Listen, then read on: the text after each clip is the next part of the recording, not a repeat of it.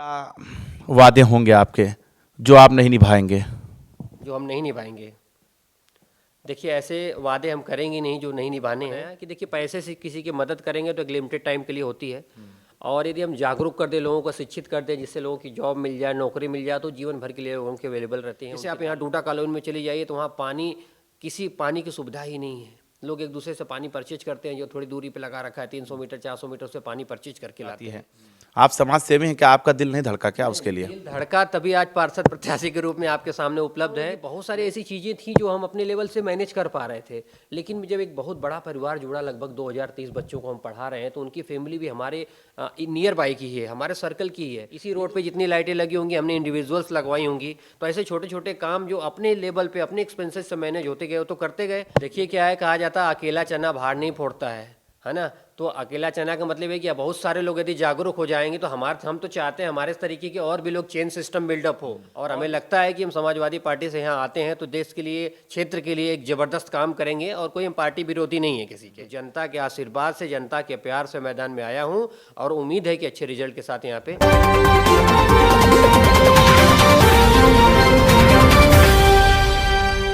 UP में नगर निगम के चुनाव हैं। चुनाव आयोग द्वारा कभी भी ऐलान कर दिया जाएगा कि चलिए नेताजी तैयारी कीजिए और अपनी ताकत झोंक दीजिए जीतने के लिए। ये चुनाव आयोग कभी भी कह सकता है। हालांकि अभी कोर्ट में मामला पेंडिंग में है, आजकल लगा हुआ है, लेकिन चुनाव आयोग इस फिराक में बैठा हुआ कि कभी भी ऐलान कर सकते हैं। अब आते हैं पार्टी पर। पार्टी सारी जो हैं तैयार हैं चुनाव के मैदान में कूदने के लिए और नगर निगम, नगर निकाय, नगर पालिका अध्यक्ष के चुनाव जीतने के लिए अपनी पूरा ताकत यानी दनभंद से चुनाव जीतने का काम करेंगी ये पार्टियां। सलाम, नमस्कार, मैं मोहम्मद ज़ैफ। इस वक्त मैं मौजूद हूं न्यू हैदरगंज तितरिये में, जहां पर मेरी मुलाकात जो है वो उपेंद्र यादव से हुई है। और इनका मैं रिपोर्ट कार्ड देख पा रहा था कि इनका जो काम है वो आप इसमें देख सकते हैं कि इन्होंने काफ़ी काम किया है, एजुकेशन सिस्टम पर भी काम किया है और लोगों के हेल्थ के सिस्टम पर भी काम किया। बहुत सारे इनके काम हैं जो आप देख सकते हैं।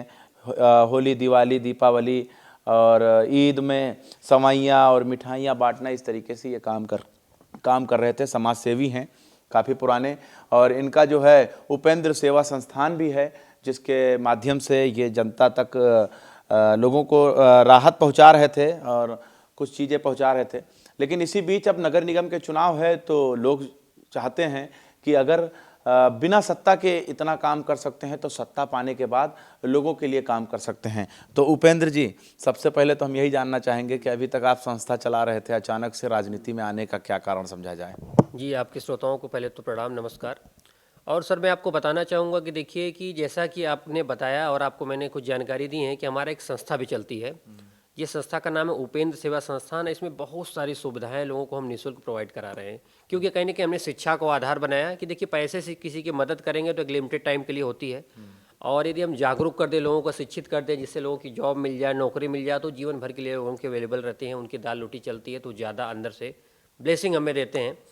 तो अभी जो एक बहुत बड़ा परिवार एक एजुकेशन सिस्टम के माध्यम से हमने जोड़ रखा है, जिसमें बच्चों को हम निःशुल्क कंप्यूटर एजुकेशन, निःशुल्क डांस क्लास, सेल्फ डिफेंस की ट्रेनिंग, इंग्लिश स्पीकिंग क्लास। अब देखिए, कई सारे बच्चे हैं उस लेवल पे पढ़ाई तो करते हैं, लेकिन इंटरव्यू में वो फेल हो जाते थे। इसको लेके जब सवाल आया कि इंग्लिश स्पीकिंग के जो कोर्स करते हैं उसकी फ़ीस 5 से 10 हज़ार रुपये होती है, तो जो एक नॉर्मल फैमिली है वो नहीं करा पाती है।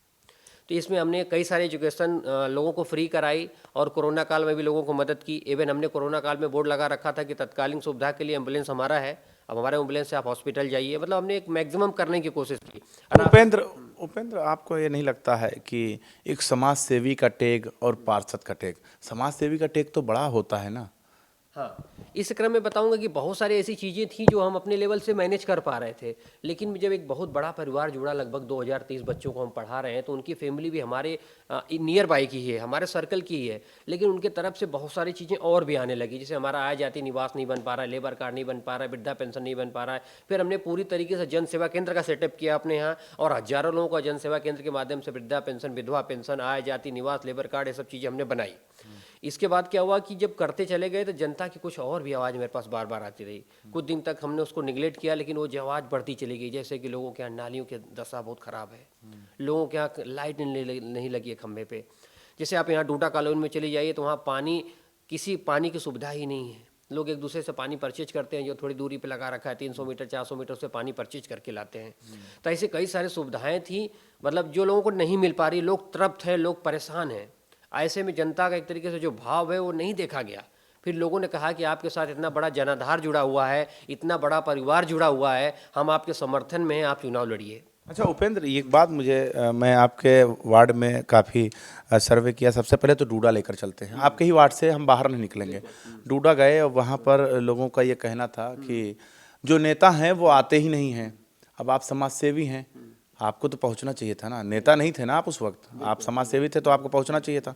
तो आप क्यों नहीं पहुँचे? नहीं, आप ऐसा नहीं कह सकते कि नहीं पहुंचे, क्योंकि जो है हमारे बच्चों की रैलियां और कम से कम 200 से 300 परिवार, मतलब बच्चे हमारे जो स्टूडेंट हैं वो डूडा के ही हैं। यदि आप सर्वे करें व्यक्तिगत रूप पे, आप शायद नहीं मिल पाए होंगे, लेकिन आप मिलेंगे कम से कम 300 प्लस स्टूडेंट हमारे जो वहाँ पे हैं, जबकि 1000 लोगों की कॉलोनी है और 300 परिवारों में हमारे ही बच्चे होंगे वहाँ पे। तो ऐसा नहीं, वहाँ पे रैली करना थोड़ा सा मतलब हर तरीके से लोगों किस लोगों माँ डूडा कॉलोनी में मैंने खुद हॉस्पिटल लेके मैं कई लोगों को गया हूँ, उसका वीडियो भी मेरे पास अवेलेबल है, जरूरत पड़ने में उपलब्ध करा सकता हूँ। आप तो पूरा रिपोर्ट कार्ड लेकर बैठे हुए हैं, कुछ कमी नहीं है। यहाँ तो मैं देख पा रहा हूँ आप सब कुछ लेकर बैठे हैं, लेकिन इससे कहीं ज़्यादा ज़रूरी है कि जब आपके ही वार्ड में हम मायावती कॉलोनी जाते हैं तो बजबजाती नाली नज़र आती है।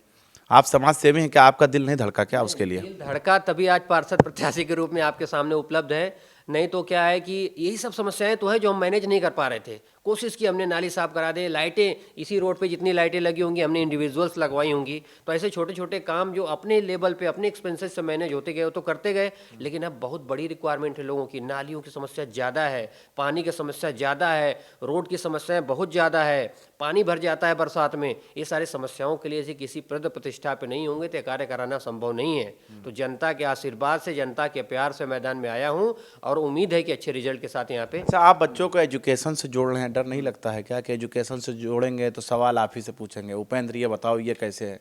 अगर आप पार्षद जीत जाते हैं, पार्षद बन जाते हैं, सवाल तो वही आपसे करेंगे ना, एजुकेशन से क्यों जोड़ रहे हैं? देखिए क्या है, कहा जाता है अकेला चना भार नहीं फोड़ता है ना। तो अकेला चना का मतलब है कि बहुत सारे लोग यदि जागरूक हो जाएंगे तो हम तो चाहते हैं हमारे इस तरीके के और भी लोग चेन सिस्टम बिल्डअप हो, और भी समाज सेवी समाज में आएँ, और भी लोग इस तरीके से डेवलपमेंट करें, और भी लोग निःशुल्क शिक्षा लोगों को दें, और भी लोग मदद की भावना लाएं। तो ऐसा नहीं है, एजुकेशन सिस्टम हमेशा से देश को और समाज को ऊपर ले जाएगा, इसलिए एजुकेशन को हमने मेन फोकस। अच्छा, आप यादव समाज से हैं, ये थोड़ा से अलग हटके सवाल है, जवाब दे देंगे ना? बिल्कुल बिल्कुल, कोशिश करें। हाँ, पूछ लें। चलिए पूछ लेते हैं। आप यादव समाज से हैं, ज़्यादातर देख रहा हूँ यादव जो है बीजेपी की तरफ जा रहे हैं, क्यों? अब देखिए, यादव बीजेपी की तरफ जा रहे हैं, इस बात के लिए तो हमने जो लोग देखिए पार्टी में पहले से जुड़े हुए हैं, हम आपको बताएं, ऐसा नहीं है कि यादव वर्ग बीजेपी की तरफ जा रहा है बहुत तेज़ी से। जो लोग पहले से जुड़े हुए हैं, कुछ लोग अब हर कास्ट को लोग इधर भी जुड़े हुए हैं, समाजवादी पार्टी से भी जुड़े हुए हैं। तो ऐसा कुछ कास्ट का ओपिनियन नहीं हम दे सकते, क्योंकि कास्ट में हमें नहीं लगता, हमें लगा पूरा मिक्सअप है। ऐसा नहीं है कि यादव वर्ग उधर जा रहा है। अच्छा, उपेंद्र यादव जो हैं वो ओबीसी समाज पर, एससी समाज पर या मुस्लिम समाज पर, किस पर फोकस कर रहे हैं? नहीं देखिए सर, जो जिनको सुविधाएं नहीं मिल पा रही है, हम तो किसी समाज या कास्ट को अपना वो नहीं बनाए, सिनेरियो नहीं बनाए। हमारे लिए सब हिंदू मुस्लिम सिख ईसाई सब भाई भाई के है चीज़ें। तो किताबों में रह गई हैं। अब आप कहाँ धरातल पे ढूंढ रहे हैं इस चीज़ को? नहीं देखिए, हम तो जिस मुद्दे से आए हैं उस मुद्दे में इनकी ज़रूरत सबको है। देखिए, नाली की ज़रूरत सबको है, ऐसा नहीं है कि वो किसी बड़े वर्ग को है और छोटे वर्ग को नहीं है, ऐसा नहीं है। तो हमारा जो शिक्षा का आधार, हमने जब एजुकेशन सिस्टम दिया तो हमने उसमें कोई आरक्षण नहीं लाया। हमारे यहाँ तो हर वर्ग के लोग पढ़ते हैं, और एक दो लोग नहीं, 2130 बच्चे हमारे यहाँ पढ़ते हैं जो निःशुल्क शिक्षा ले रहे हैं हमारे यहाँ। लेकिन कभी उसमें हमने कास्ट का वेरिएशन नहीं रखा, कभी हमने क्षेत्र का वेरिएशन नहीं रखा, कभी हमने वोटर का वेरिएशन नहीं रखा। बहुत सारे लोग हैं जो हरदोई के हैं, उन्नाव के हैं, उनके भी बच्चे हमारे यहाँ अच्छा, पढ़ते हैं। इतना आप एजुकेशन दे रहे हैं, सिस्टम चला रहे हैं, फंडिंग तो आ रहा होगा ना? लोग मदद करते होंगे कि यार संस्था है, चलो दे देते हैं, तो कौन सा अपने जेब से करा रहे हैं आप? नहीं देखिए, कहने की बातें हैं, ये सब चीज़ें हैं ना, फंडिंग वंडिंग कहीं से कुछ नहीं है। जो भी चीज़ें हो रही हैं अभी इंडिपेंडेंट हो रही है, इसीलिए शायद एक लिमिटेशन है, नहीं तो इसको हम पूरे लखनऊ में और बड़े स्तर पे करते। लेकिन अभी जितनी जैसे जैसे हमारी इनकम बढ़ रही है, पहले हमारी जो सुविधाएं भी थी आपको बता दें 1 किलोमीटर की रेंज में थी, फिर 2, 3, 4 और आज को जान के अच्छा लगेगा 5 किलोमीटर की रेंज में हमारे सुविधाएं हैं। और भी चीज़ें रीचिंग होती है ना, एक पार्षद की रीचिंग होती है, लोग पार्षद तक जाने में सोचते हैं, एक फेमिलियर इन्वायरमेंट नहीं होता है। उस पर भी हमारा फोकस है कि जनता आके पार्षद से अपने दिल की बात, मन की बात, अपनी समस्याएं कह सके।